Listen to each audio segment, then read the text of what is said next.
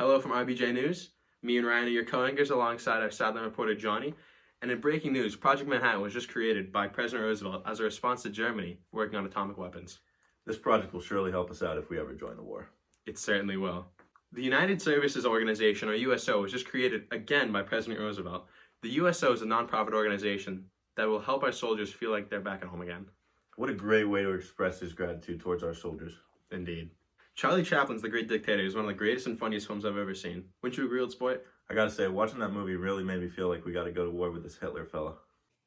I couldn't agree with you more. Chaplin did an amazing job expressing how silly the Nazis are and how important it is that we go into this war.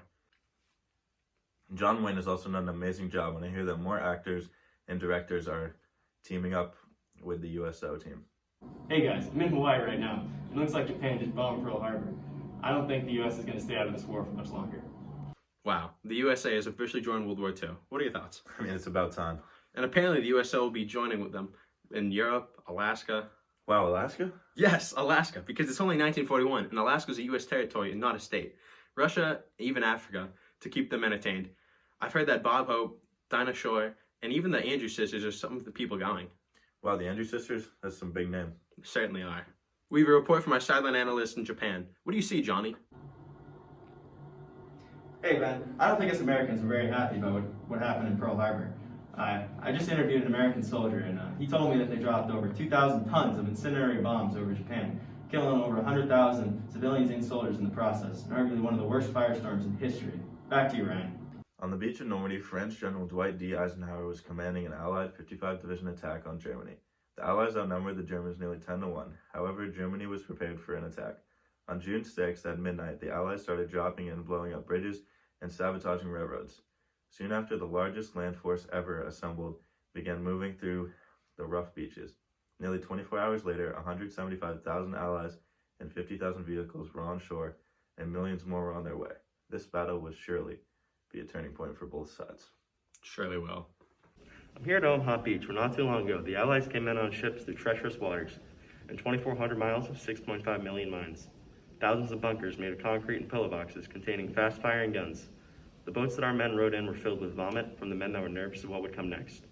This very beach saw the most brutal fighting throughout the whole day, where Americans alone totaled almost 5,000 deaths, more than 13% of what they came in with. Adolf Hitler has just sent 30 divisions of German troops into the forested Ardennes region of Belgium. Some believe to finally end the war and have the Allies sign a treaty to benefit him before things get too rough. Well, the 6 brutal weeks of fighting in the Ardennes region of Belgium, or the Battle of the Bulge as it's being called, has ended in German retreat. Johnny, what are you seeing down there? Alright, well I'm standing next to around 100,000 Germans and about 75,000 Americans that are dead right here in the snow. As you can see, it's pretty chilly around me. This is Ethan Plum. He's an American soldier. We're about to interview him. How'd you feel about the Battle of the Bulge? It snows, it's so snowy. So much snow. It was a really good battle. Alright, thanks. Back to you guys. From my insiders, I'm being told that the Allies had nearly surrounded the Germans before they had to head back east to Germany. And did you hear what Churchill just said? The greatest American battle in the war. And what a guy that Winston Churchill is. What a fella. Hey guys, I'm over here in Okinawa right now, where the American soldiers have just landed on the battlefield, a mission to achieve Operation Iceberg, where their goal is to take control over the Ryukyu Islands, including Okinawa. The United States look to have this in the bag. However, Japanese soldiers are using a strategy known as the kamikaze bombing. This is where elite Japanese pilots intentionally crash their planes into the opposition. A deadly and effective strategy indeed. Oh, looks like I've just been informed that General Simon Bolivar Buckner Jr., that due to the kamikaze bombs, the American Fifth Fleet has suffered 36 sunk ships, 286 damaged ships, and 4,800 soiled, killed, or drowned.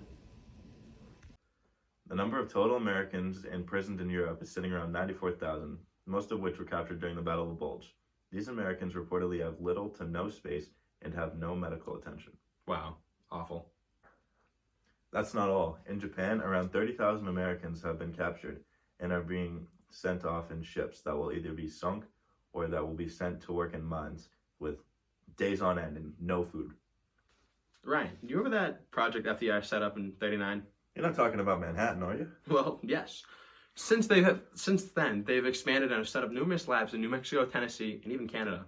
They've been working on using uranium and plutonium to help them in creating new nuclear weapons, and they've done just that. With lead scientists Colonel Leslie R. Groves, Enrico Fermi, and Leo Szilard, they have created multiple bombs that the U.S. will be dropping over Japan.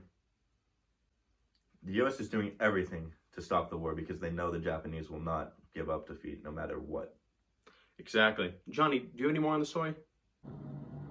As it appears I do, Ben. I'm actually in Hiroshima right now, and Truman just gave the okay to drop the bomb known as Little Boy. Oh look, there it is now. Wow. What an explosion. With Japan refusing to wave the white flag, the U.S. is preparing to drop its second bomb. What do you see over there, Johnny?